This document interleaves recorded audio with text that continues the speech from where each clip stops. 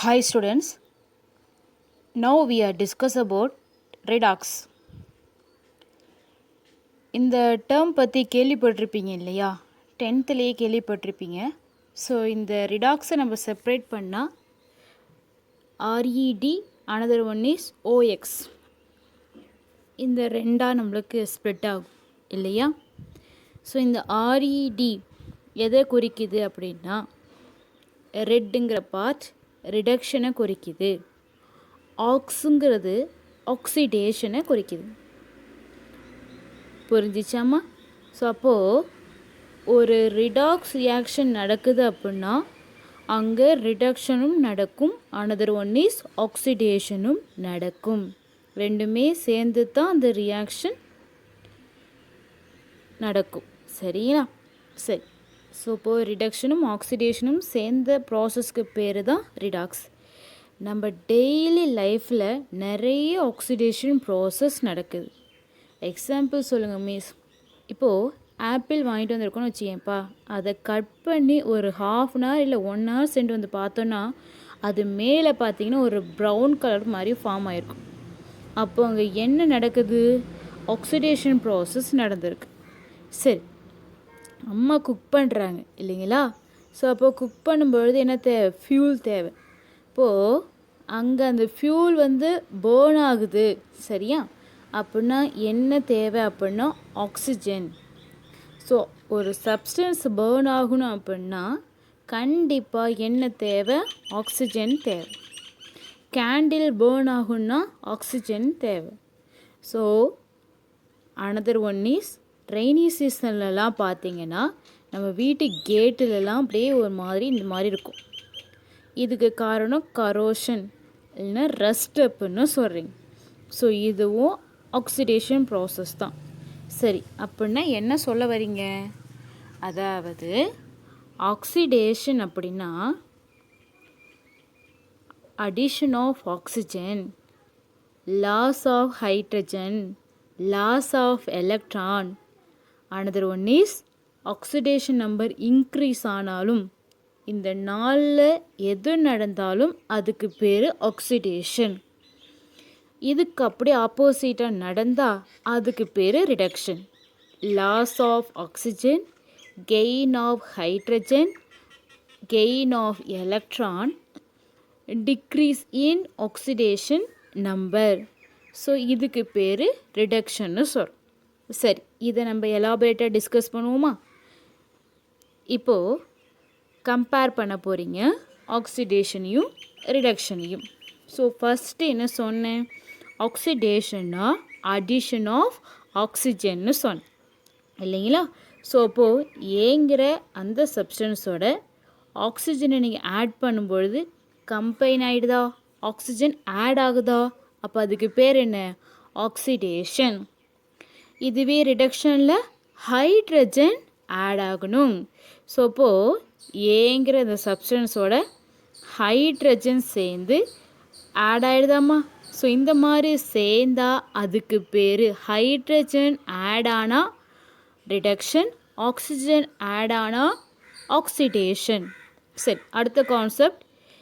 இதில் electron loss ஆகணும், ரிடக்ஷனில் electron gain பண்ணணும் இல்லையா? ஒரு மெட்டல் எலக்ட்ரானை லாஸ் பண்ணிச்சு அப்படின்னா ஆக்சிடேஷன். ஒரு மெட்டல் இல்லை ஏதோ ஒன்று, சரிங்களா, அது எலக்ட்ரானை கெயின் பண்ணிக்கிட்டு அப்படின்னா அது என்ன சார்ஜ் அட்டைன் பண்ணுது? ஏ நெகட்டிவாக மாறுதா? இது எலக்ட்ரானை இழக்கிறதுனால ஏ பாசிட்டிவாக மாறிடுதா? ஸோ அப்போது எலக்ட்ரானை இழந்தால் அதுக்கு பேர் ஆக்சிடேஷன், எலக்ட்ரானை கெயின் பண்ணால் அதுக்கு பேர் ரிடக்ஷன். செகண்ட் புரியுதா? Third concept. இதில் ஹைட்ரஜன் ரீப்ளேஸ் பண்ணப்படும், சரிங்களா? ஹைட்ரஜன் ரீப்ளேஸ்மெண்ட் ஆனால் அதுக்கு பேர் ஆக்சிடேஷன். இதில் ஆக்சிஜன் ரீப்ளேஸ்மெண்ட் ஆனால் அதுக்கு பேர் என்ன? ரிடக்ஷன். ஓகேவா? சரி, அடுத்து இன்னொரு கான்செப்ட் என்னென்னா ஆக்சிடேஷன் நம்பர் இதில் இன்க்ரீஸ் ஆகும் ஆக்சிடேஷனில், பட்டு ரிடக்ஷனில் ஆக்சிடேஷன் நம்பர் டிக்ரீஸ் ஆகும். அது எக்ஸாம்பிளோட சொல்லுங்கள் மிஸ். இப்போது Fe2+ இருக்குன்னு வச்சுக்கேன்ப்பா, இது ஒரு எலக்ட்ரானை இழக்குது. என்னவா மாறும்? Fe3+. ஒரு எலக்ட்ரானை இழக்குதா? அப்போது E- ஒரு எலக்ட்ரானை இழக்குது. அப்போ 2+லேருந்து என்னவா மாறிடுது? 3+ஆக மாறுது இல்லைங்களா? அப்போ ஆக்சிடேஷன் நம்பர் 2 3 4 5ன்னு இன்க்ரீஸ் ஆகுது. இங்கே 2லேருந்து 3க்கு போகுது. அப்போ ஆக்சிடேஷன் நம்பர் இன்க்ரீஸ் ஆகுதா? சரி, இதுவே இதில் பார்த்தீங்கன்னா ஆக்சிடேஷன் நம்பர் டிக்ரீஸ் ஆகும். எதை நோக்கி வரும் அப்படின்னா நெகட்டிவாக வரும். சரிங்களா? அதாவது டிக்ரீஸ் வேல்யூ நோக்கி வரும். கம்மியாக வந்துச்சு அப்படின்னா அதை தான் நம்ம என்ன சொல்கிறோம்? ரிடக்ஷன் அப்படின்னு சொல்கிறோம். சரி, இது ஒரு ரியாக்ஷன் மூலயமா உனக்கு சிம்பிளாக புரியணுங்கிறதுக்காக இந்த டேர்ம் கொண்டு வந்தேன். இது பாருங்கள். ஸோ இப்போ இதில் பார்த்தீங்க அப்படின்னா இது இங்கே ஆக்சிடேஷன் ப்ராசஸ் நடக்குது, இங்கே ரிடக்ஷன் ப்ராசஸ் நடக்குது. ஸோ அப்போ ஆக்சிடேஷன்னா எலக்ட்ரானை லாஸ் பண்ணுறாங்க. ஒரு எலக்ட்ரானை எக்ஸ் லாஸ் பண்ணுது, ஒய் என்ன செய்யுதுன்னா அதை கெயின் பண்ணிக்குது. ஸோ அப்போ இது ஆக்சிடைஸ்டு ஆகுது, இது ரெடியூஸ்டு ஆகுது. ஓகேவா? இது எலக்ட்ரானை லாஸ் பண்ணுறான், இவன் எலக்ட்ரானை கெயின் பண்ணிக்கிறான். ஸோ அப்போ எலக்ட்ரானை லாஸ் பண்ணால் அவன் என்ன ஏஜெண்ட்டை ஆக்ட் பண்ணக்கூடியவனா? ரெடியூசிங் ஏஜெண்ட்டை ஆக்ட் பண்ணுவான். பட் இவன் எலக்ட்ரானை வாங்கிக்கிறான்ல, இவன் என்னவா ஆக்ட் ஆகிறான் அப்படின்னா ஆக்சிடைசிங் ஏஜெண்ட்டாக ஆக்ட் ஆகிறான். சரி, இது ஒரு எலக்ட்ரானை கொடுக்கறதுனால ஆக்சிடேஷன் நம்பர் இன்க்ரீஸ் ஆகும். இது ஒரு எலக்ட்ரானை வாங்கிறதுனால ஆக்சிடேஷன் நம்பர் இதுக்கு என்ன ஆகும் அப்படின்னா டிக்ரீஸ் ஆகும். அதாவது இது வேல்யூவில் மைனஸ் நோக்கி போகும், இதோடைய வேல்யூ பாசிட்டிவ் நோக்கி போகும். சரிங்களா? கெமிஸ்ட்ரியை பொறுத்த வரைக்கும் ப்ளஸ்னா அங்கே டிஃபிஷியண்ட்டாக இருக்குன்னு அர்த்தம், மைனஸ் அப்படின்னா அங்கே வேல்யூ அதிகமாக இருக்குன்னு அர்த்தம். எலக்ட்ரான் அதிகமாக இருக்குது, ப்ளஸ் அப்படின்னா எலக்ட்ரான் கம்மியாக இருக்குது, சரி டிஃபிஷியண்ட்டாக இருக்குது அப்படின்னு அர்த்தம். சரிப்பா, இப்போ இதுக்கான எக்ஸாம்பிள் ரியாக்ஷன் பார்ப்போம். இப்போ ரிடாக்ஸை நீங்கள் செப்பரேட் பண்ணால் அதில் ரிடக்ஷன் ஆக்சிடேஷனுங்கிற உங்களுக்கு வேர்ட் கிடைக்குது இல்லையா? ஸோ ஃபஸ்ட்டு நம்ம ஆக்சிடேஷன்னா என்னன்னு பார்த்துட்டு வந்துடுவோம். ஆக்சிடேஷன்னா என்னன்னு சொல்லுங்கள் பார்க்கும். Addition of oxygen, removal of hydrogen, loss of electron, oxidation number increase ஆகணும். இப்போ பார்க்கலாமா? சரி, இப்போது யூஸ்வலாக நீங்கள் லோயர் கிளாஸில் படித்ததே பார்ப்போம். MgO2 சேர்ந்து என்ன கிடைக்கும்? MgO. ஆக்சிஜனை எப்போவுமே 2வாக தான் எடுத்துக்கணும். பிகாஸ் டைஅட்டாமிக் கேஸ்லாம் ஒன்று இன்னொன்னோட சேர்ந்து தான் இருக்கும். சரி, அப்போது O2 diatomic, oxygen diatomic, N2 H2 பார்த்துருப்பீங்களா? சரி, இங்கே 2 ஆக்சிஜன் இருக்கிறதுனால இங்கே நம்ம கீழேயும் நம்ம போட முடியாது இல்லையா? ஸோ அப்போ அதனால் இங்கே முன்னாடி 2 போடுறோம். இப்போ மெக்னீஷியம் இங்கே 2 இருக்கிறதுனால இங்கே முன்னாடி 2 போட்டுக்கோங்க, 2 MgO. அப்போது மெக்னீஷியத்தோட ஆக்சிஜன் ஆட் ஆகிட்டா, அப்போ இதுக்கு பேர் ஆக்சிடேஷன். சரி, நம்மளுக்கு புக்கில் கொடுத்துருக்கிறதே பார்ப்போம். Fe ஆக்சிஜனோட சேர்க்குறீங்க, என்ன கிடைக்கலாம்? FeO கிடைக்கலாமா? ஆக்சிஜனுடைய ஆக்சிடேஷன் ஸ்டேட்டு 2. அதே போல் இங்கே 2 ஆக்சிஜன் 2 சேர்ந்துச்சுன்னா இப்போ இதோட சேர்றவங்க, இப்போ அயன் இருக்குது, அயனுக்கு ஆக்சிடேஷன் ஸ்டேட்டு 1 +2, அனதர் 1 is +3. இப்போ இதில் எது போகிறது உனக்கு கன்ஃபியூஸ் ஆகும். சிம்பிள் ட்ரிக்கு ஞாபகம் வச்சுக்கோங்க. இங்கே 2 வந்தால் கண்டிப்பாக இதோட சேர்றவங்க 3 வருவாங்க. ஓகே, சரி, இப்போது Fe2O3 கிடைக்குது. ஓகே, சரி, இப்போ ஈக்குவேஷனை பேலன்ஸ் பண்ணுங்கள். இங்கே ஆக்சிஜன் 2 இருக்குது, இங்கே 3 இருக்குது. ஸோ அப்போ எப்படி இங்கே 3 போட்டோன்னா அது ஓசோனாக மாறிடும் இல்லையா? ஸோ அப்போ என்ன சரிங்க, இங்கே 2 போடுங்க. 2 × 3 மல்டிப்ளை பண்ணோம் 6. ஸோ அப்போது 3 × 2னாலும் 6 தான் வந்துட்டு ஆக்சிஜன் பேலன்ஸ் ஆகிட்டு. இப்போ அடுத்தது அயன்னா இங்கே 4 இருக்குப்பா. ஸோ அப்போ இங்கே 4 போட்டுடுங்க, முடிஞ்சிடுச்சா? அப்போது ஆக்சிஜன் ஆட் ஆகிருக்கு. ஸோ இதுக்கு பேரும் ஆக்சிடேஷன். ஓகே, இப்போ அடுத்தது பார்த்தீங்கன்னா செகண்ட் கான்செப்ட் என்ன? Removal of hydrogen, H2S. இது கேள்விப்பட்டிருப்பீங்களே, ஹைட்ரஜன் சல்ஃபைடு குளோரின் கூட சேர்க்குறீங்க. இப்போ இதில் ஹைட்ரஜன் குளோரினோட சேர்ந்து என்ன வந்துடும்னா HCl உங்களுக்கு ப்ரொடியூஸ் ஆயிடும். ஹைட்ரஜனோட பேலன்ஸையும் 1, குளோரினோட பேலன்ஸையும் 1, இதுக்கு +1 இதுக்கு -1. அப்போ நம்ம இங்கே 2 போடக்கூடாது. ஸோ அதனால தான் நம்ம முன்னாடி 2 போட்டுக்கிறோம்.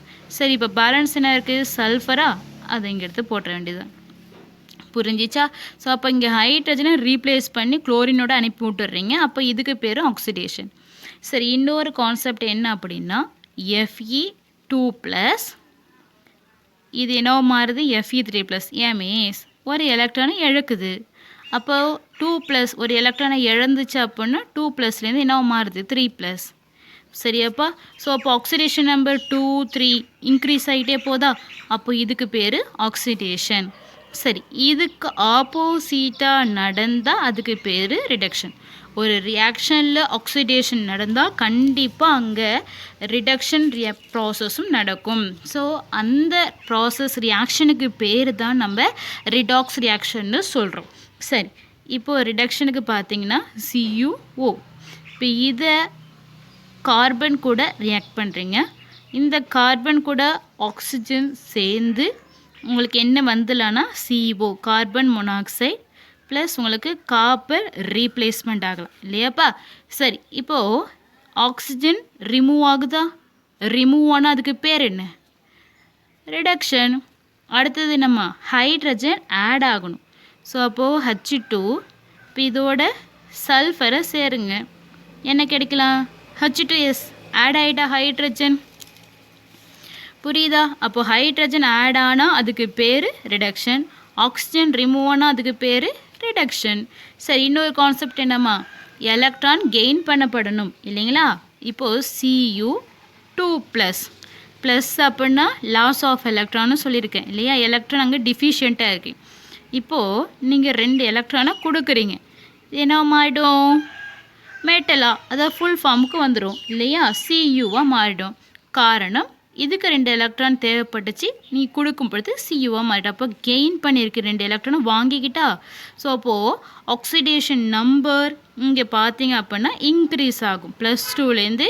இப்போ இது எலமெண்டல் கண்டிஷன் தான், அதுக்கு ஆக்சிடேஷன் நம்பர் என்னென்னு சொல்லி கொடுத்துருக்கேன், உனக்கு பின்னாடி சொல்லித்தரேன் 0. சரிங்களா, ஆக்சிடேஷன் நம்பர் 0. ஸோ அப்போது 2 ப்ளஸ்லேருந்து இப்போ இங்கே 0க்கு போகுது, அப்போ டிக்ரீஸ் ஆனால் இது ரிடக்ஷன். ஆக்சிடேஷன் நம்பர் டிக்ரீஸ் ஆனால் ரிடக்ஷன். நெக்ஸ்ட் நம்ம பார்க்க போகிறது oxidation state or oxidation number. Oxidation ஸ்டேட்டும் நம்பரும் ஒன்று தான்.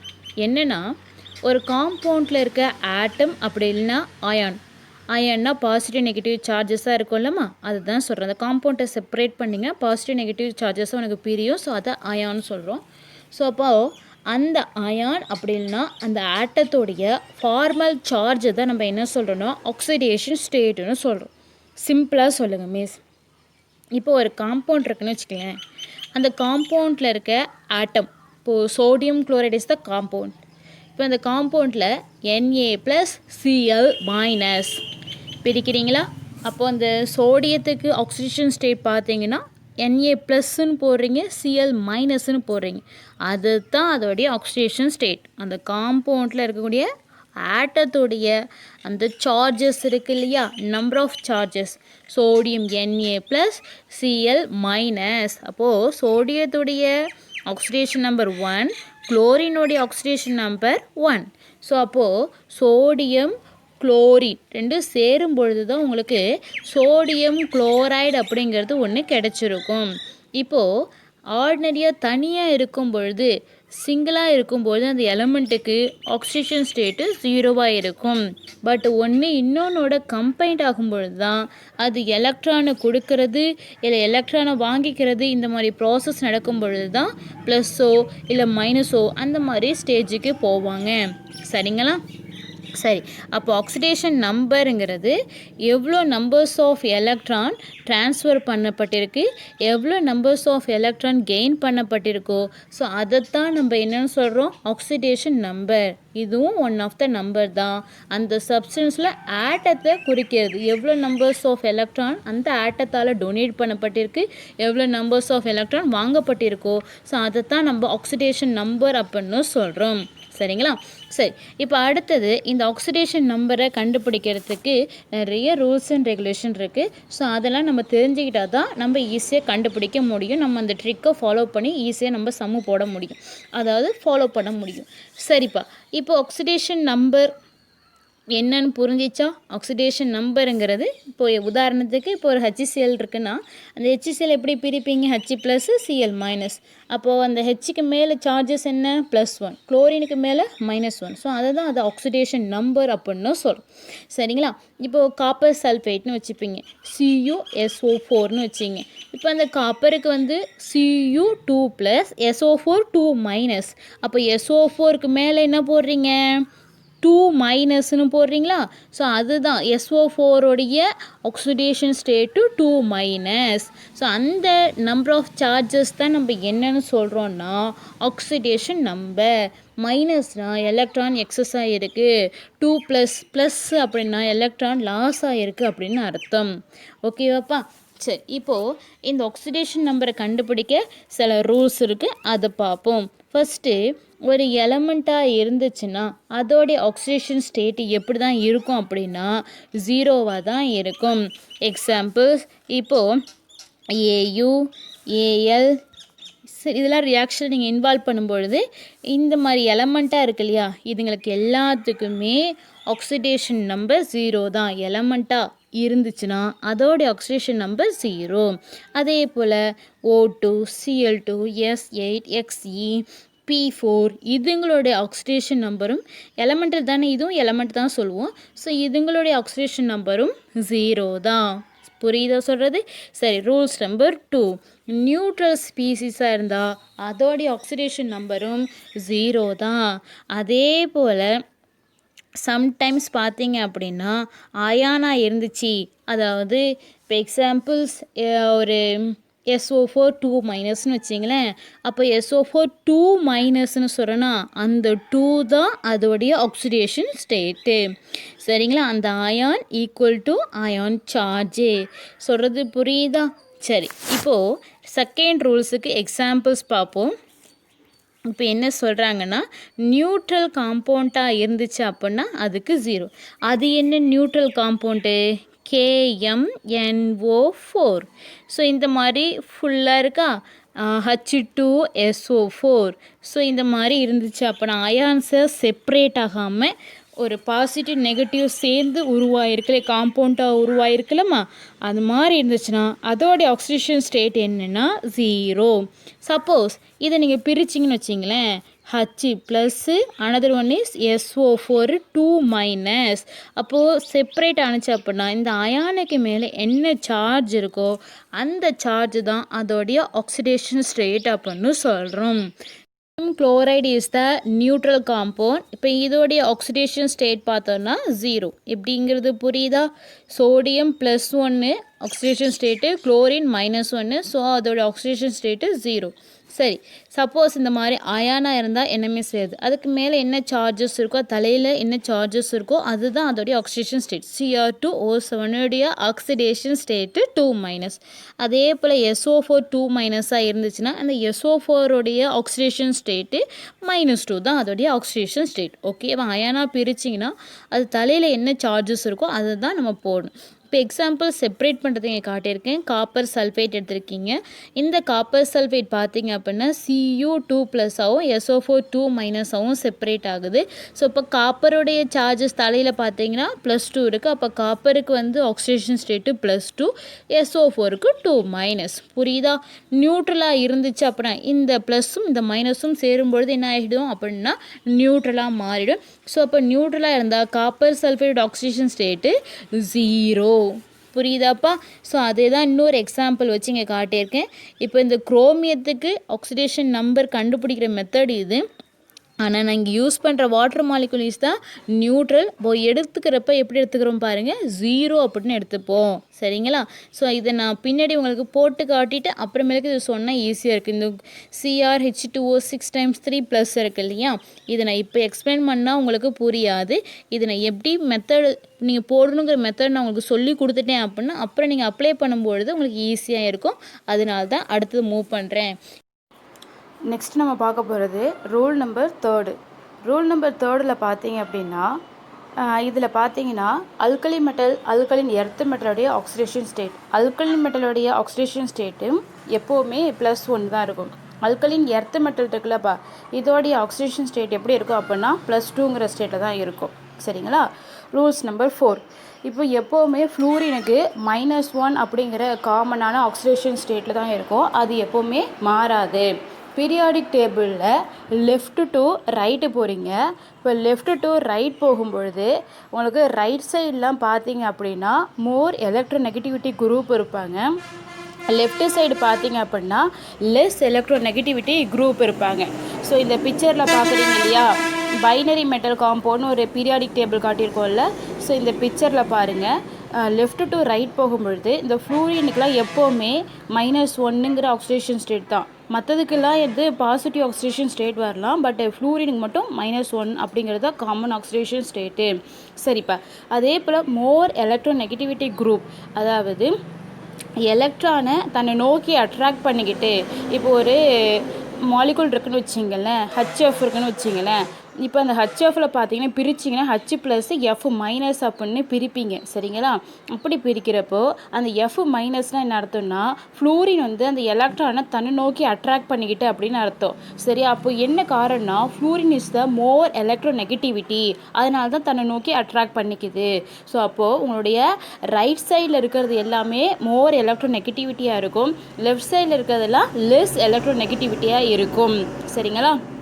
சரி, அதே போல் குரூப் 17க்கு காமனான ஆக்சிடேஷன் ஸ்டேட் பார்த்தீங்க அப்படின்னா -1, குரூப் 16க்கு -2, குரூப் 15க்கு -3ங்கிற ஆக்சிடேஷன் ஸ்டேட்டில் இருக்கும். சரிப்பா. அடுத்து நம்ம ஹைட்ரஜனுக்கு பார்த்தீங்கன்னா எப்போவுமே அதோடைய ஆக்சிடேஷன் ஸ்டேட்டு +1 தான் இருக்கும். ஆனால் சம்டைம் மட்டும் அதோடைய ஆக்சிடேஷன் ஸ்டேட்டு வேரி ஆகும். எப்போ அப்படின்னா அது மெட்டலோட சேரும் பொழுது. இப்போ எக்ஸாம்பிள் சோடியம் ஹைட்ரைடுன்னு வச்சுப்போம். அப்போ சோடியம் ஹைட்ரைடாக இருக்கும் பொழுது சோடியத்துக்கு வந்து பாசிட்டிவ் சைன் வந்துடும், உங்களுடைய ஹைட்ரஜனுக்கு வந்து மைனஸ் வந்துடும். -1 சோடியத்துக்கு +1 வரும். அப்போ மெட்டலோடு சேரும்பொழுது மட்டும் சோடியத்துக்கு, அதாவது ஹைட்ரஜனுக்கு என்ன வரும் அப்படின்னா உங்களுக்கு -1 வரும். ஆர்டினரியாக எப்படி இருக்கும் அப்படின்னா அது +1 கண்டிஷனில் இருக்கும். சரி, அடுத்து நம்ம பார்க்க போகிறது ஆக்சிஜன்.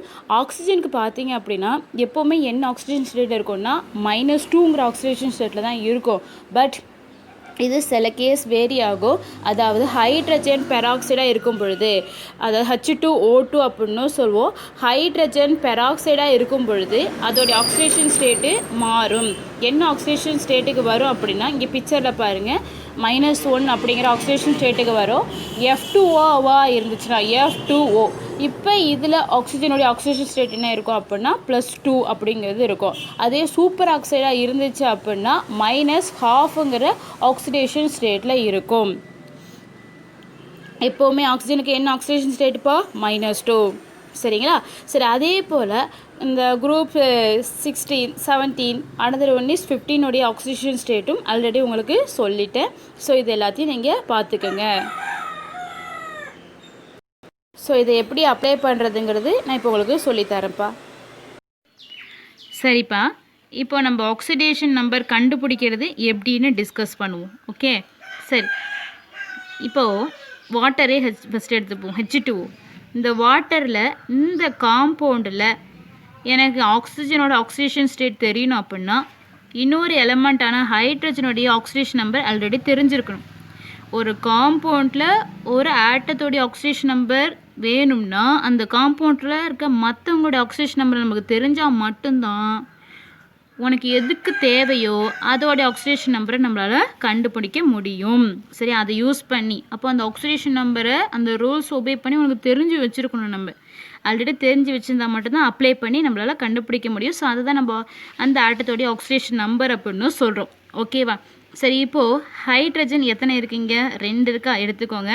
ஹைட்ரஜன் இப்போது மோர் எலக்ட்ரோநெகட்டிவிட்டி பார்த்தோன்னா ஆக்சிஜன், அப்போ இவனுக்கு மைனஸ் வரும், ஹைட்ரஜனுக்கு ப்ளஸ். 1 இல்லையா ஹைட்ரஜனுக்கு ஆக்சிஜன் ஸ்டேட்டு? இப்போது 1 +1. ஓகே, அடுத்தது தெரியாத எக்ஸு ஈக்குவல் டு இது நியூட்ரல் காம்பவுண்ட், தள்ள ஏதாவது சார்ஜஸ் இருக்கா? இல்லை. அப்போ இங்கே என்னம்மா? 0.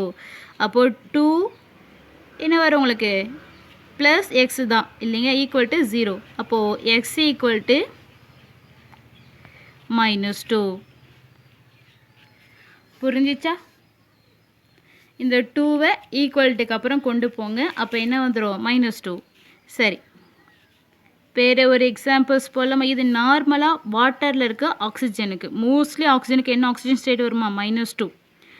சம்டைம்ஸ் பெராக்சைடாக இருக்கும் பொழுது ஆக்சிஜனோட ஆக்சிஜன் ஸ்டேட்டு என்ன வரும்னு சொன்னேன் -1. எப்படி இப்போது 2 ஹைட்ரஜனோட ஆக்சிஜன் ஸ்டேட்டு +1 ப்ளஸ் இங்கே ஆக்சிஜன் எத்தனை இருக்குமா 2 இருக்குது. இதுதான் கண்டுபிடிக்க போகிறோம். அதனால் எக்ஸு ஈக்குவல்ட்டு இது ஒரு நியூட்ரல் காம்பவுண்ட் இல்லையா. ஸோ அப்போது ஈக்குவல்ட்டுக்கு அப்புறம் 0 தள்ள எந்த சார்ஜஸும் இல்லை, அப்போ 0. ஸோ அப்போது 2 + 2x இல்லையா ஈக்குவல்ட்டு 0. இப்போ இந்த 2x இந்த 2 அந்த சைடு கொண்டு போய்க்கோங்க.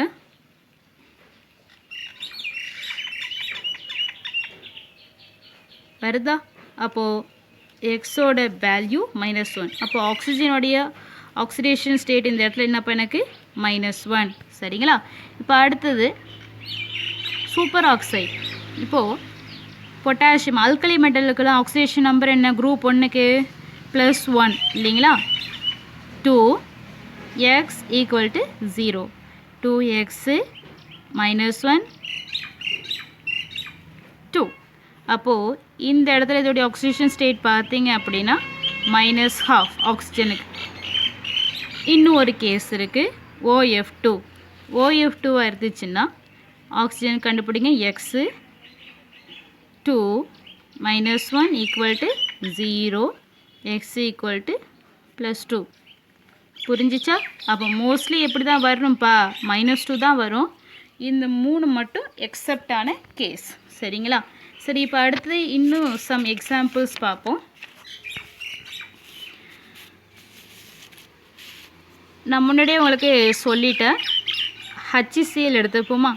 இப்போது இந்த HClல ஹைட்ரஜனுக்கு தெரியாது, குளோரினுக்கு -1 = 0. ஸோ அப்போ x = +1. ஸோ அப்போ ஹைட்ரஜனுக்கு பொதுவாக என்ன ஸ்டேட்டு +1. பட் இங்கே பாருங்களேன் சோடியம் ஹைட்ரைட். இப்போ இதில் சோடியத்துக்கு +1 ஹைட்ரஜனுக்கு தெரியாது. அப்போ x = உங்களுக்கு -1 வருதாப்பா. இதெல்லாம் மட்டும் கொஞ்சம் எக்ஸப்டான கேஸ். ஸோ இது மட்டும் பார்த்துக்கணும். சரி, இப்போ நம்ம நார்மலாக கண்டுபிடிக்கிறது போயிடலாம். CO2. இப்போ இதுக்கு எப்படி கண்டுபிடிக்கணும்? எது தெரியாதோ அதை எக்ஸ்ன்னு வச்சுக்கோங்க. அடுத்தது இன்னொன்னுடைய ஆக்சிஜன் நம்பர் தெரிஞ்சிருக்கணும். அந்த ரூல்ஸை படிச்சுக்கோங்க. எத்தனை இங்கே ஆக்சிஜன் இருக்குது? 2 இருக்குது. ஆக்சிஜனுக்கு ஆக்சிஜன் ஸ்டேட்டு -2 ஈக்குவல்ட்டு இது நியூட்ரல் காம்பவுண்டா. அப்போ ஈக்குவல்ட்டுக்கு அப்புறம் 0 போடணும். அப்போது x = +4. புரியுதா? இப்போ அடுத்தது H2SO4க்கு சொல்லுங்கள் பார்க்கும். எப்படி போடுவீங்க? இதில் சல்ஃபருக்கு கண்டுபிடிங்க. 2 1 ஹைட்ரஜன் 2 ஹைட்ரஜனோட oxygen number 1 plus x + 4 -2 neutral compound 0. So அப்போ 2 + x 8 = 0. ஸோ அப்போ x = 6.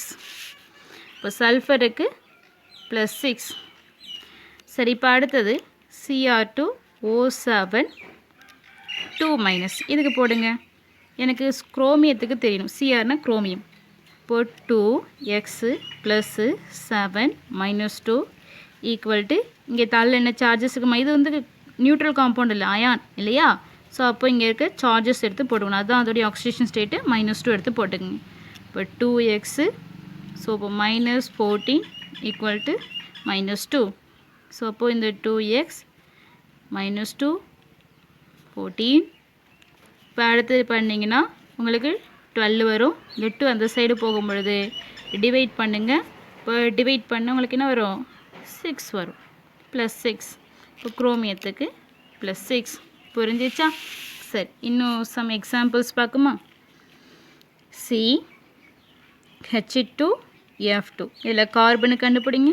x + 2 1 + 2 -1 = 0. தள்ள எந்த சார்ஜஸும் இல்லை, 0. அப்போது x = 0. இப்போ கார்பனுக்கு ஆக்சிஜன் ஸ்டேட்டிங்க 0.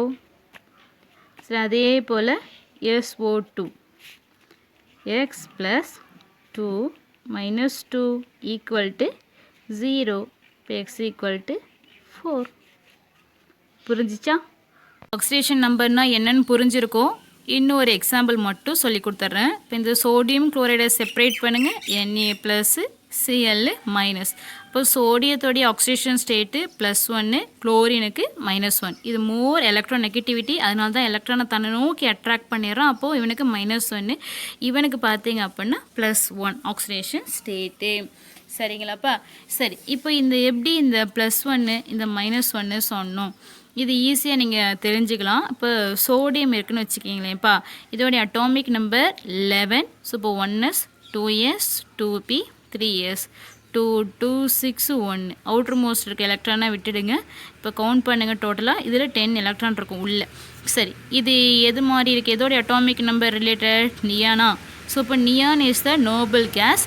இப்போ இது ஸ்டேபிளாக இருக்கக்கூடிய ஃபார்ம். அப்போது ஒவ்வொரு ஆட்டமும் எதை நோக்கி போகும் அப்படின்னா ஸ்டேபிளான எலக்ட்ரானிக் கான்ஃபிகரேஷனை எப்போ அட்டைன் பண்ணுறதுன்னு தான் நினைக்கும். நம்மளும் அப்படி தான் இல்லையா? நம்மளும் எப்போ லைஃப்பில் செட்டில் ஆகும் அப்படின்னு நினைப்போம். அதே போல் தான் அது சோடியம் ஸ்டேபிளாக மாறினா அது நோபல் கேஸ் கான்ஃபிகரேஷன் அட்டைன் பண்ணால் தான் அது ஸ்டேபிள்னு அர்த்தம். ஸோ அந்த மாதிரி மாற ட்ரை பண்ணுது.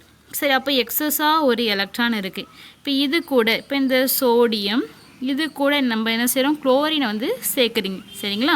இப்போ சேர்ந்தால் உங்களுக்கு என்ன கிடைக்குது? NaCl கிடைக்குது. இப்போ குளோரினுக்கு பாருங்கள், குளோரினுக்கு atomic number 17. 1s 2s 2p 3s 3p. So 2 2 6 2 5. இப்போ இதோட அவுட்டர் மோஸ்ட் ஷெல்லில் பாருங்களேன் 7 இருக்குது. ஸோ அப்போது டோட்டலாக கவுண்ட் பண்ணி பார்த்தீங்க அப்படின்னா 17 எலக்ட்ரான் இருக்குது இல்லையா? ஆனால் இது 18 வந்துச்சு அப்படின்னா இதுவும் ஸ்டேபிளாக மாறிடும். ஆர்கான் பார்த்தீங்க அப்படின்னா அட்டாமிக் நம்பர் 18 இருக்கிறது. Argon is the one of the noble gas இல்லைங்களா?